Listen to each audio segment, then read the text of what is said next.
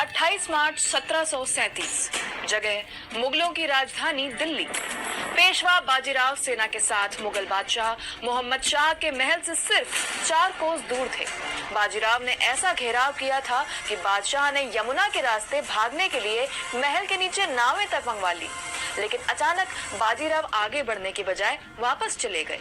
ये वही पेशवा बाजीराव हैं जिनकी कहानी आपने फिल्म बाजीराव मस्तानी में देखी है। आज महाराष्ट्र की कहानी सीरीज के दूसरे एपिसोड में जानेंगे पेशवा बाजीराव ने दिल्ली से सेना वापस क्यों लौटाई। साथ ही जानेंगे महाराष्ट्र में शिवाजी का वर्चस्व, पेशवाओं के शासन और अंग्रेजों के कब्जे की कहानी।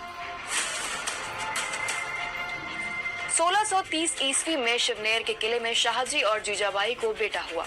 नाम रखा गया शिवाजी। हालांकि शिवाजी की परवरिश दादोजी कोंडदेव और मां जीजाबाई की देखरेख में हुई। महज 16 साल में शिवाजी ने आदिल शाह के अधीन पुणे का तोरण किला जीत लिया। 1646 में दादोजी के निधन के बाद शिवाजी ने नया किला बनवाया और नाम रखा राजगढ़। इसके बाद शिवाजी का विजय रथ चाकन, पुरंदर, कोंडाना, पुणे के आसपास सह्याद्री पर्वतमाला, उत्तरी इलाके में महुली, कोंकण, रायरी सब तरफ चला।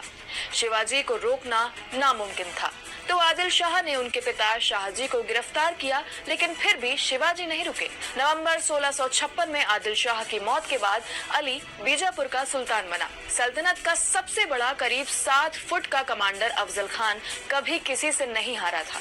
सुल्तान के आदेश पर अफजल खान 20,000 घुड़सवार सैनिक लेकर शिवाजी से जंग के लिए निकला। शिवाजी जानते थे कि अफजल से सीधी लड़ाई मुश्किल होगी, इसीलिए वो सेना सहित प्रतापगढ़ के किले में घुस गए।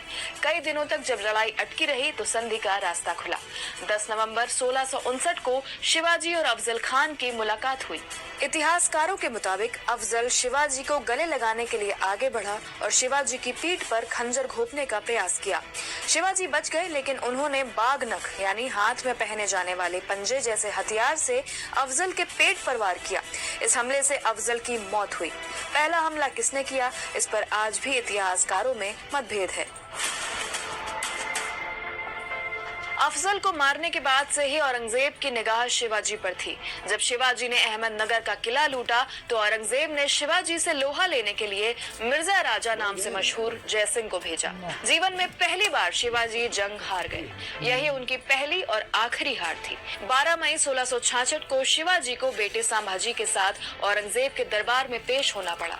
इसके बाद उन्हें नजरबंद करवा दिया गया, लेकिन शिवाजी चतुराई दिखाते हुए 20 अगस्त 1666 को फलों की टोकरियों में बैठकर किसी तरह दक्कन भाग निकले। कुछ सालों तक शांत रहने के बाद जनवरी 1670 में शिवाजी ने फिर से मुगलों के खिलाफ युद्ध छेड़ दिया। अपने हारे हुए किले वापस जीतने के बाद 6 जून 1674 को शिवाजी कुछ ही सालों बाद उनकी तबीयत खराब रहने लगी और 5 अप्रैल 1680 को उनका निधन हो गया। शिवाजी के निधन के बाद उनके बेटे संभाजी ने सत्ता संभाली। इसी बीच औरंगजेब ने मराठा साम्राज्य पर हमला करने के लिए 2 लाख सैनिकों की फौज भेजी। फरवरी 1689 में कोंकण में जंग के दौरान मुगलों ने संभाजी को उनके 25 साथियों के साथ पकड़ा। कहा जाता है कि उन्हें अहमदनगर ले जाकर औरंगजेब के सामने झुकने को कहा गया और उनकी जीभ काट दी गई।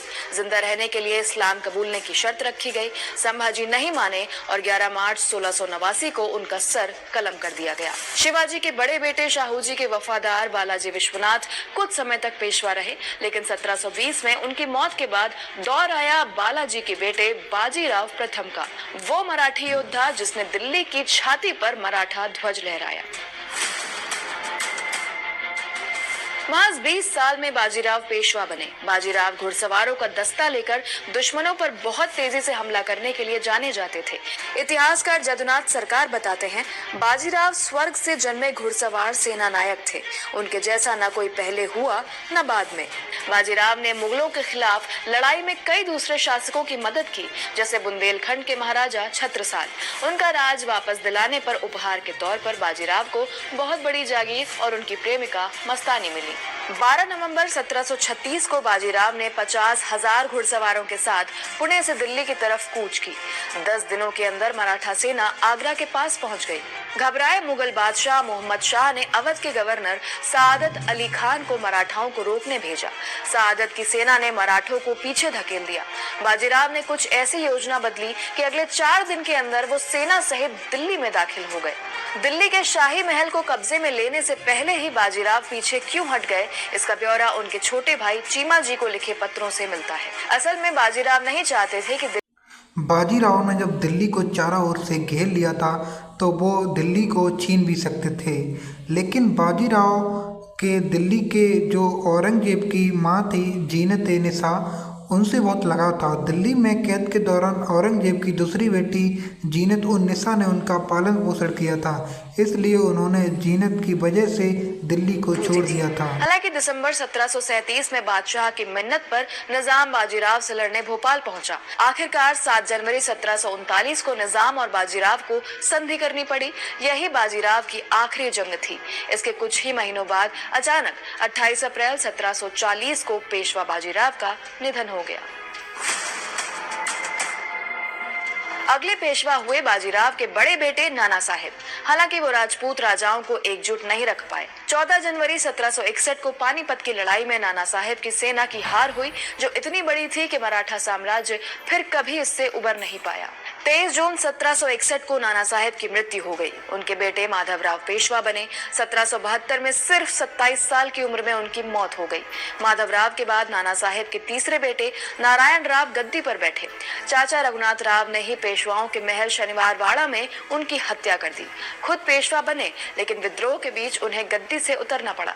नारायण राव के सिर्फ 40 दिन के बेटे सवाई माधवराव अगले पेशवा हुए। इस बीच अंग्रेजों की नजर लगातार पुणे और पेशवाओं पर थी। सवाई माधवराव अपने सलाहकारों की कठपुतली बन चुके थे और निराश होकर 1795 में ही 21 साल की उम्र में उन्होंने आत्महत्या कर ली। ज्यादातर मराठा साम्राज्य का पतन हो चुका था। हालांकि कुछ छोटी छोटी जागीरें कायम थी। अंग्रेजों ने उनमें भी फूट डालनी शुरू कर दी। अब बाजीराव द्वितीय के हाथ में पेशवाई थी, लेकिन अंग्रेजों ने हमला किया और 1818 में बाजीराव द्वितीय को गिरफ्तार कर कानपुर के पास बिठूर भेज दिया। इसे ही एंग्लो मराठा युद्ध कहते हैं, जिसके बाद शनिवारवाड़ा पर पहली बार अंग्रेजों का